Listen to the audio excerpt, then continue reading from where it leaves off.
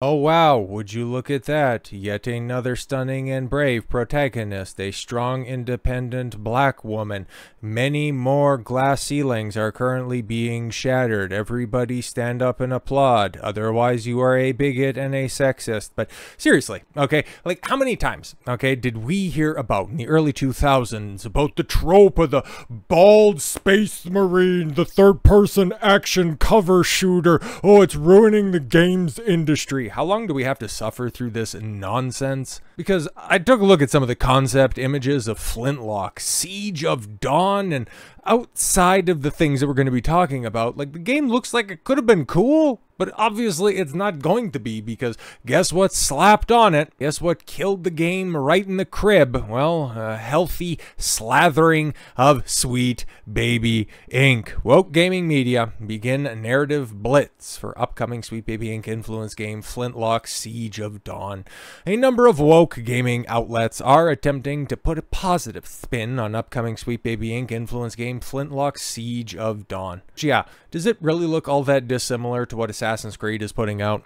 To what Horizon gameplay looks like? Hell, even Tomb Raider, for being completely honest. It's all the same, man. I know that these games probably aren't cheap. It's just the only thing that's cheap is the writing. Not in so much as, you know, when Sweet Baby Ink's involved, thanks to Black Myth Wukong exposing the $7 million extortion scam. It's just writing that is so contrived you would think that you would find a Disney Lucasfilm credit on their resume.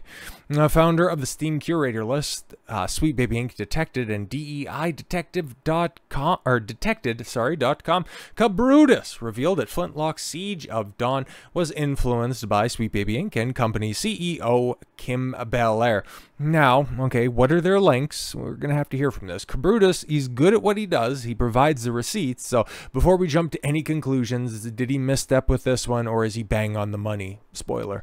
He cited an interview in Edge magazine with the COO of the game's developer A44, Andrea Topps Harjo, that confirmed Belair's involvement. Oh, there it is. Okay, the outlet reported for Flintlock, it was Topps Harjo who brought on Kim Belair, the Montreal... It's always the French Canadians. Oh my god.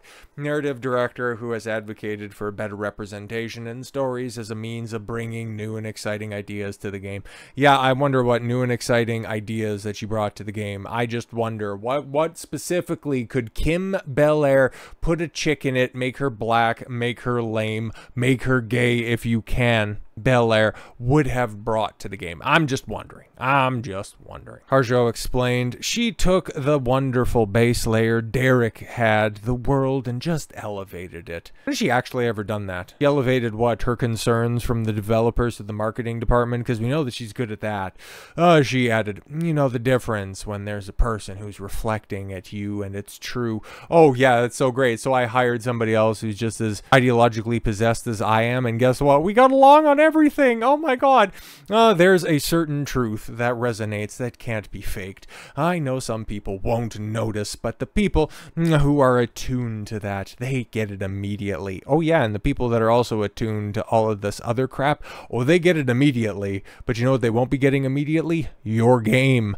An interview also details the narrative is full of woke ideological propaganda. Harjo noted, those gods are almost symbols of colonialism. Oh my god, there are people who have taken over your agency. What you do when you wrestle with a structure to find and gain your own identity. It's still a game. It's still gods and guns. But when you look at it from that lens, there's another layer on top of that. From Nor being a woman of color, it makes the character and the dynamic even more of an echo of reality.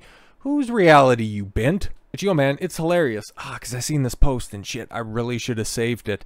But they were talking about iOS ports of AAA games, some older ones that are out there, and they were cataclysmic failures. But mobile gaming is what is the most profitable type of gaming in the world. And for all of these developers trying to chase the mythical modern audience, it's code for trying to get chicks to play games. But if women are playing games, it's on their phones, and it's not these big, expansive, in-depth, story-driven games. There are female fans of those, okay? Don't get me wrong, and don't twist my words on it. It's just the overwhelming audience of this stuff, yeah, they're kind of getting tired of it. And by kind of, I mean very much getting tired of it. seen this all before. They know how it plays out, and they aren't going to engage with your insanity. Like the game, like I said, the concept art, it looks pretty cool. It kind of looks Shadows of the Colossi, is that the right way to put that?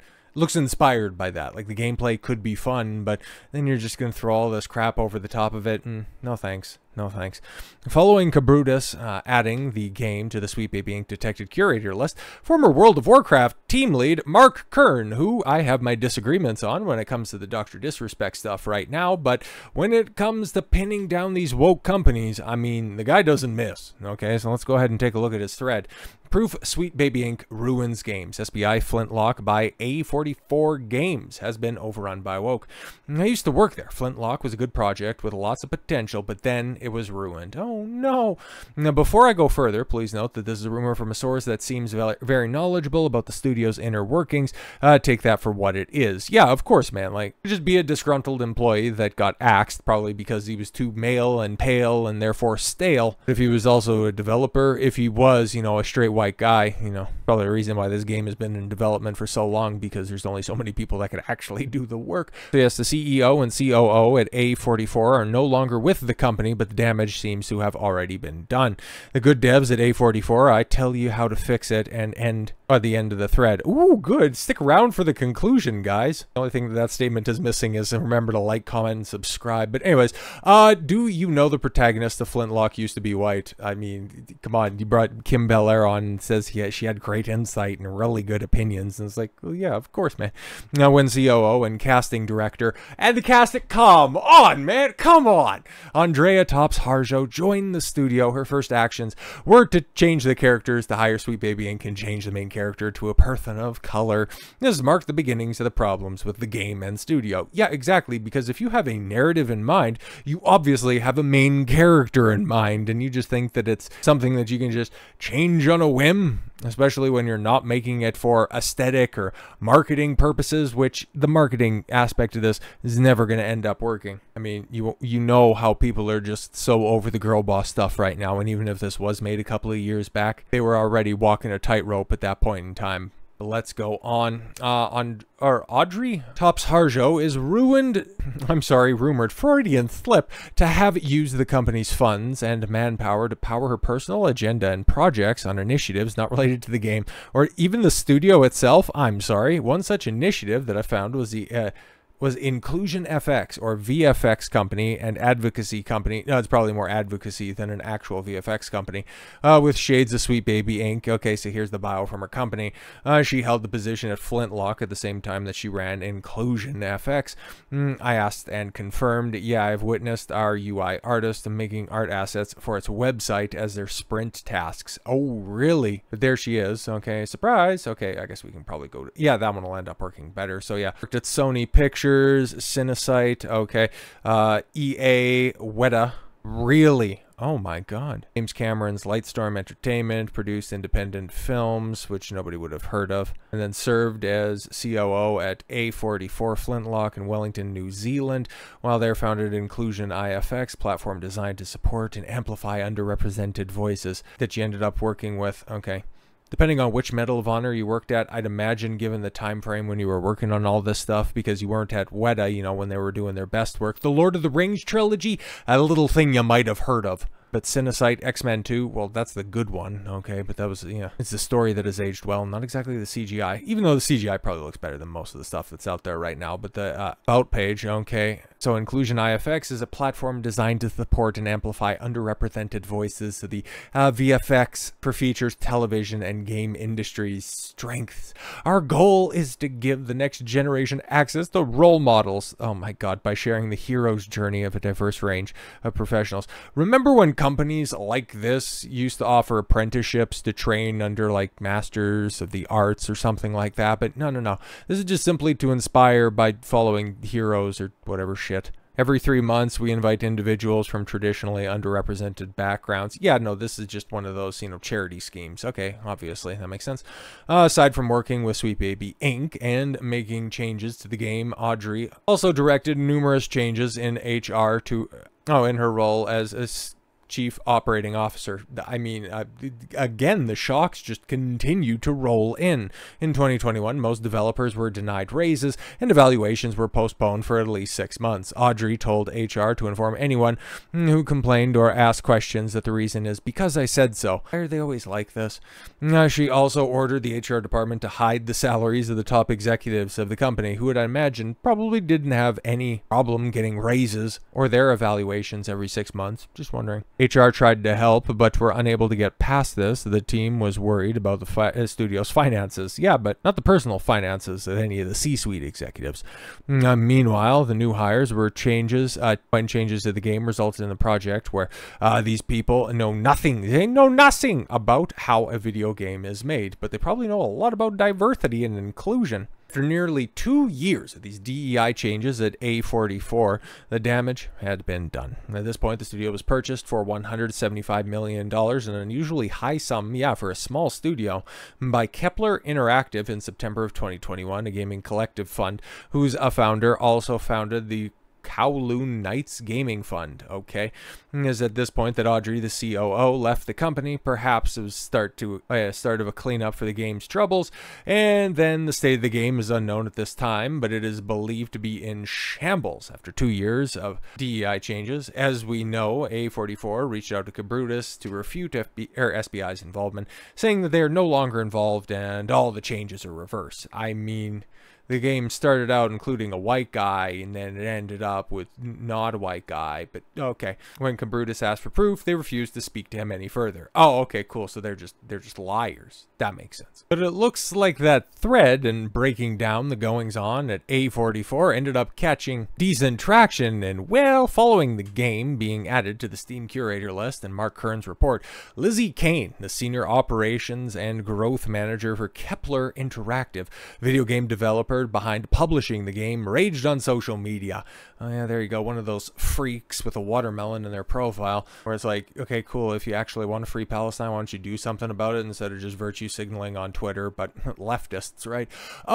She wrote on X, absolutely fuming, vibrating off the effing plane of reality. This piss weak pseudo-journalism of far-right GG are so vile, incredible to see real time and closer to home. How wrong censored Grums, oh my god, is, and how damaging he and his weirdo troop are. Yeah, you're not really refuting anything though, but yeah, that's great. Okay, as noted by YouTuber Var Dark, now some numerous woke media outlets are attempting to run defense for the game. You don't say. Stacey Henley wrote a piece for The Gamer titled "Flintlock: The Siege of Dawn is a hit in need of a crowd." Oh no, they're doing the exact same thing that they did for Tales of Zenaru, or Tales of Zenara Cow. It's a terrible name. This one's a little bit better, but it's also a very generic name, Flintlock, which it's, okay, I don't really see any Flintlock pistols, because that's immediately what jumps to my mind, but the Siege of Dawn, I mean, was Requiem taken? Like, come on, man. The byline of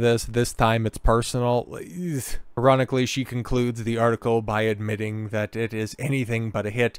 Playing it felt like preparing sound bites for a future conversation. I played that at Summer Games Fest once. Yeah, it was alright. Oh no, shame it never really found its crowd. I hope I'm wrong, because there's a lot to like about Flintlock, except for the gameplay, the characters, the narrative, anything that'll keep it in your memories long term. But it's great, it's fine, because it's got a black lady in it.